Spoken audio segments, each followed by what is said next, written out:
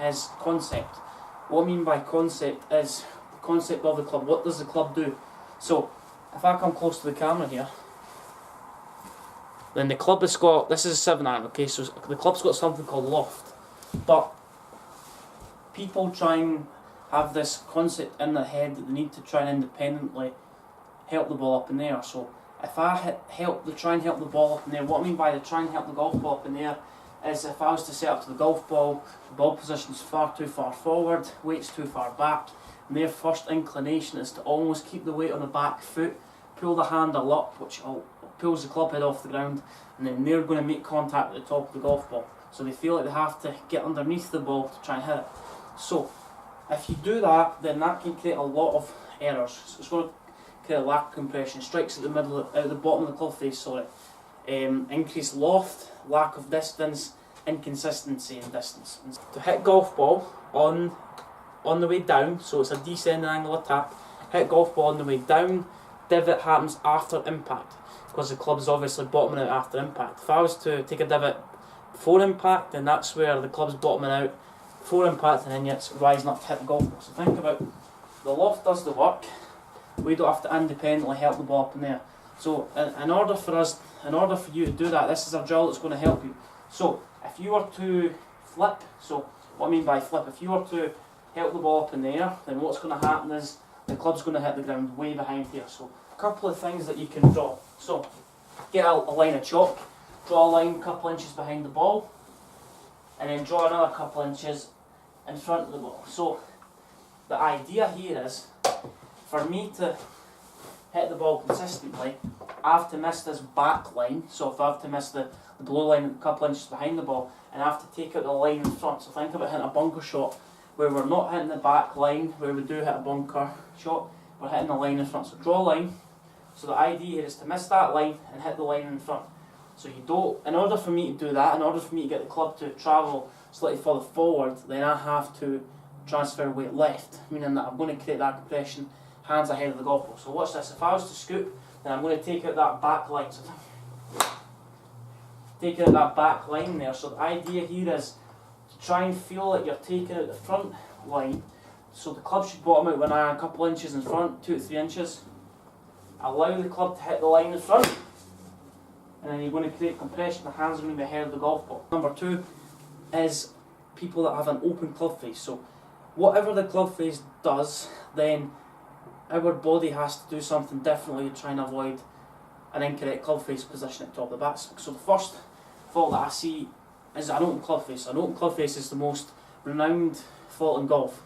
If you slice the golf ball, pull the golf ball, it's generally all related to the same concept. If the club face is open, then this lead wrist at the top of the backswing, so the lead wrist is in a cupped position. Okay, so think about, if I was to get to the top cupped, being that the fingers are pointing more towards the forearm in this position. If I was to get to the club in a bowed position, the logo and the gloves point to the sky.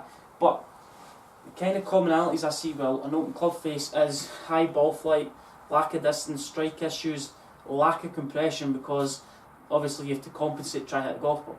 Basically what I'm going to draw a line is where the club face is going to be in position. So the idea here is to get the leading edge of that club in a straight line to that line, okay? But the one fault I see is when people don't have the club face in that position, meaning the club face is open, so it's twisted open, then that's going to cause our bodies to do something differently. So what's the more common faults I see when people have an open club face? So think about, if you've got a chicken wing through impact, okay, so think about the arms are moving too quickly compared to the body, then they have to slow the arms down to try and get the body to catch up.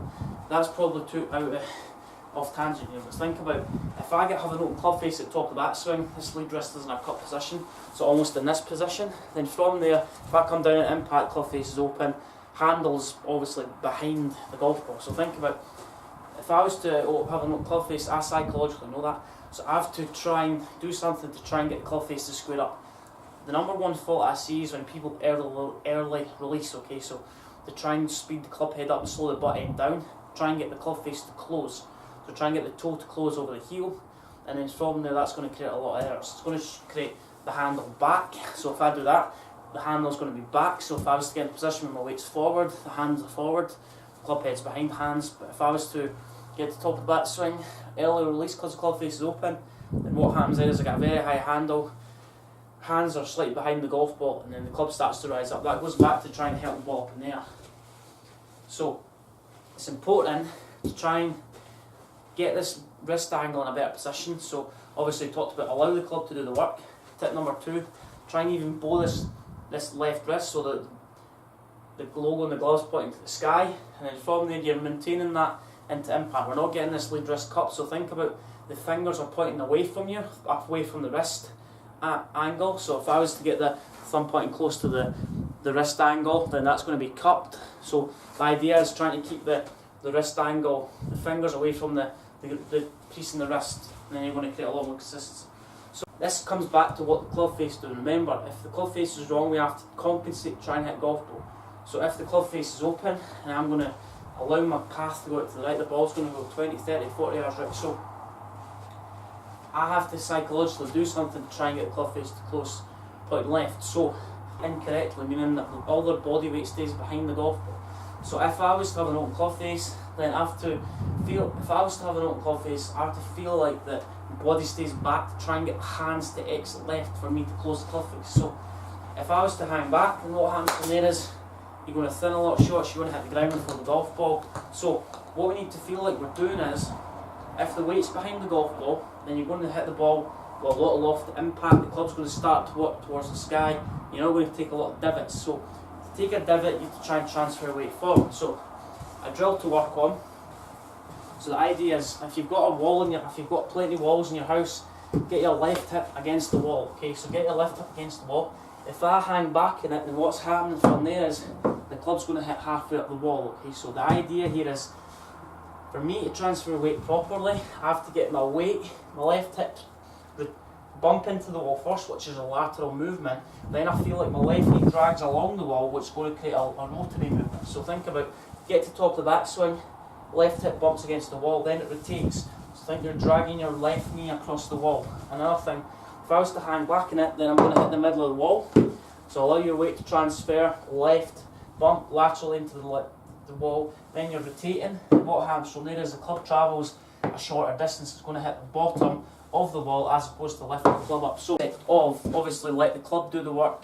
If we hit down, the ball was up. Golf's game opposites. Take a divot after the golf ball. The club's got loft to try and help you get the ball up in there. Tip number 2 obviously is open club face. Open club face is a byproduct of wrist angles. So if you get your lead wrist in a more bowed position as opposed to cupped, then you're going to strengthen the club face. The club face is going to go left, which is going to allow your body to transfer efficiently. So remember, if the club face is wrong, the body has to do something differently to compensate. So for example, if the club face is open, lead wrist is in a cupped position, then if I was to return the club in that position, the ball's going so far right. So I have to slow my body pivot down, so slow the body from turning.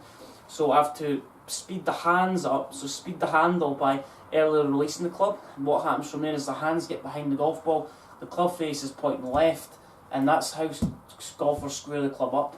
And then what you're going to do from there is you're going to hit contact, obviously miles behind the golf ball, because we've moved the low point where the club's hitting the ground. Tip number 2, obviously lateral shift. We're leaning against the wall, the left hip, if you hang back in it, then what happens from there is the left shoulder gets high, which is going to make you hit the golf ball or hit the ground before the golf ball. So lead hip stays down. Feel like we're laterally moving into the wall, then we're rotating, which is going to get the weight to transfer left. So let's have a couple of shots.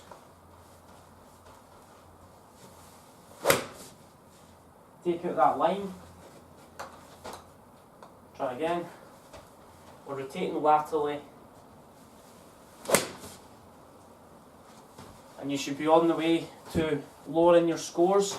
So any thoughts on that video, and make sure you post your comments below and like the video, and comment on any other videos that I've done in the past that you like or you want to improve your game. And also everyone have a great Christmas. 2019, got plenty more content coming 2019. Lots of plans to do future videos on different other departments on what you want to see in 2019. Anything different that you want me to instruct, and make sure you visit my Instagram page, Twitter page and Facebook under Jay Melville. Thanks for listening.